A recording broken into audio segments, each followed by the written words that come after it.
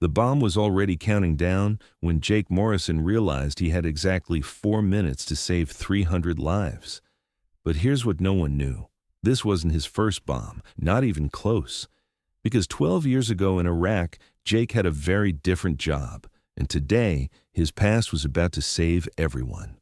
But let me tell you how a simple Tuesday morning became the day that changed everything. December 15th, 2023. 8:47 a.m. The Q train was packed with the usual morning rush, Wall Street analysts clutching coffee, NYU students with earbuds in, tourists studying subway maps like ancient scriptures. Jake Morrison, 34 years old, had been conducting this same route for 12 years. Same MTA blue uniform, same steady voice crackling through decades-old speakers, same routine that had become muscle memory. Next stop, 42nd Street, Times Square. Stand clear of the closing doors, Jake announced, his Brooklyn accent softened by years of practice. What happened in the next 30 seconds would expose a secret Jake had kept buried deeper than any subway tunnel. As Jake scanned car 4 through his security monitor, something made his gut clench.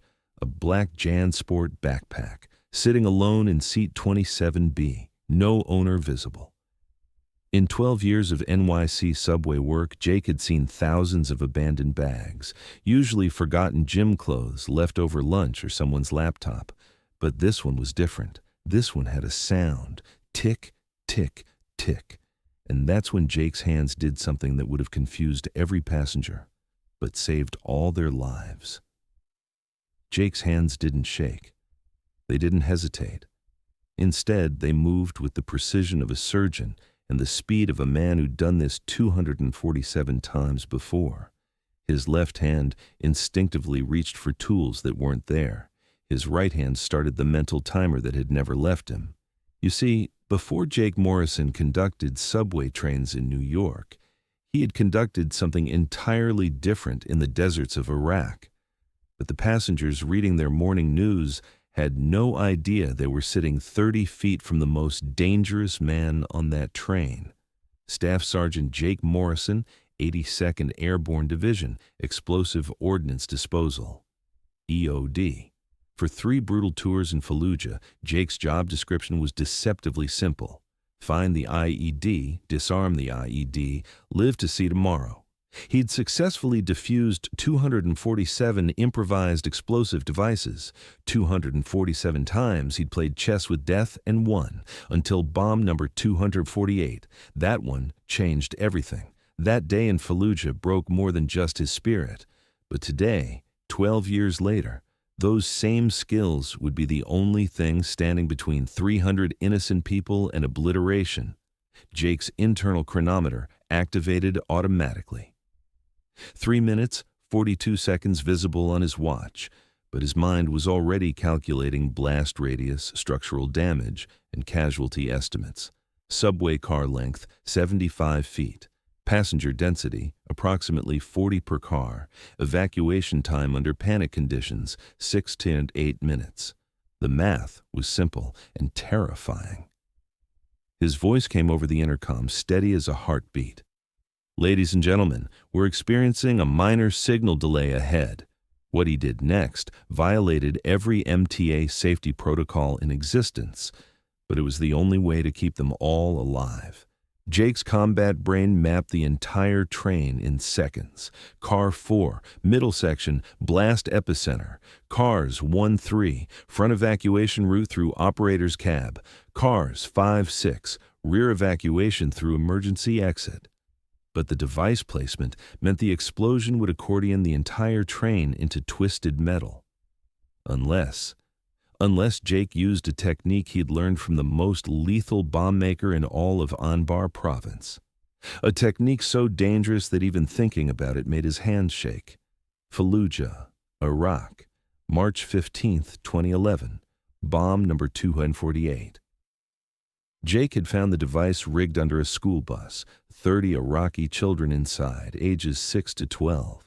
The bomb maker had used a mercury switch proximity fuse, meaning any vibration would trigger immediate detonation. Jake had two choices: walk away and let 30 children die, or attempt something that had never been done in the field. He chose the impossible. And now, 12 years later, as he stared at Car 4, those same children's faces flashed before his eyes like a slideshow of salvation. Jake handed his conductor's radio to his assistant, Maria Santos, a 28-year-old from Queens who'd been working with him for 3 years. "Maria, take over announcements. If I'm not back in 3 minutes, evacuate everyone through cars 1 and 2, front exit only." Maria's eyes widened. "Jake, what the hell are you talking about? Where are you going?" "I need you to trust me," Jake said, already moving toward the connecting door. "I know what I'm doing." But Maria had absolutely no idea she was watching a ghost walk back into the war. Jake entered Car 4 like he was walking into a mosque, respectful, silent, lethally focused. The passengers were lost in their morning routines, checking Instagram, reading the New York Times, FaceTiming with family. The backpack sat innocuously in seat 27B, looking as harmless as a sleeping baby. But Jake could hear it, that familiar mechanical heartbeat that had soundtracked his nightmares for 12 years.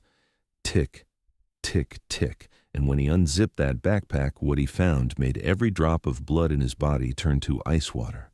C4 plastic explosive, roughly 2 pounds, enough to vaporize half the train. Digital countdown timer, 2 minutes, 18 seconds remaining. Professional-grade electronics, military specification wiring. This wasn't some amateur basement bomber. This was professional, high-end, the same type Jake had seen in Iraq, but with one heart-stopping difference. This bomb had a dead man's switch. Moving it would detonate it instantly. Leaving it would kill everyone in 2 minutes. But Jake remembered something from Bomb 248 that might just work. In Fallujah, Jake had learned that sometimes the only way to disarm a bomb is to make it think it's already exploded. A feedback loop technique that tricks the circuitry into believing the detonation sequence is already completed, buying exactly 90 seconds of confusion. 90 seconds to evacuate 300 people from a moving subway train, in rush hour traffic, underground. But this technique had never been attempted on a moving vehicle. And if Jake miscalculated by even a fraction of a second, Jake's voice crackled through the train's PA system. "Ladies and gentlemen, I need everyone to move calmly toward cars 1, 2, and 3. This is not a drill. Please help elderly passengers and parents with children." Panic rippled through the cars like electricity. But Jake's voice, that same steady, calm voice that had guided them safely through signal delays and track work for 12 years, kept them moving in the right direction. What they didn't know was that Jake was about to bet all their lives on a technique he'd learned from the enemy himself. Jake's hands moved with surgical precision, honed by 247 previous encounters with death. The feedback loop required him to cross-wire the positive and negative charges for exactly 3.7 seconds. Too short and the circuit completes normally. Too long and the backup trigger activates. 1 minute, 47 seconds on the digital display. His fingers found the red and black wires, and that's when Jake discovered the second device hidden under seat 23A.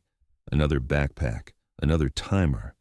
But this one was synchronized to the primary device, a fail-safe bomb designed to detonate the moment someone tried to disarm the first one. The display showed the same countdown, 1 minute, 34 seconds. Jake's blood ran cold. This was identical to Fallujah, bomb number 248, the same bomber's signature, but this time, Jake knew something the bomb maker didn't expect. In Iraq, Jake had learned that synchronized bombs communicate through a shared radio frequency. Disrupt that frequency with electromagnetic interference, and both devices become temporarily confused, their internal clocks frozen. But it required simultaneous contact with both devices. The train cars were 30 feet apart, and Jake was only one person. What Jake did next defied every law of physics and common sense. But it was their only chance. Jake grabbed the subway's emergency communication cable, a copper wire running through all cars for backup radio contact. He wrapped it around the first bomb's antenna housing, then sprinted toward car 3, unspooling wire like his life depended on it, which it did. 45 seconds remaining on both timers. The second bomb, the wire, the connection. What happened in the next 15 seconds would either save 300 innocent lives or end them all in a ball of fire and twisted metal. Jake connected the copper wire to the second bomb's antenna array. Electrical feedback screamed through both devices like a banshee. The digital displays flickered, numbers frozen, circuits confused, both bombs dead, 300 people safe. Jake collapsed against the subway seat, hands shaking for the first time in 12 years. But when the FBI's Joint Terrorism Task Force arrived, what they discovered in Jake Morrison's file shocked even the most hardened agents. Special Agent Sarah Chen of the FBI's Counterterrorism Division stared at Jake's classified military file. Staff Sergeant Jacob Morrison, 247 successful EOD operations, Purple Heart recipient, Bronze Star with V device for valor. You disappeared from military records after Fallujah.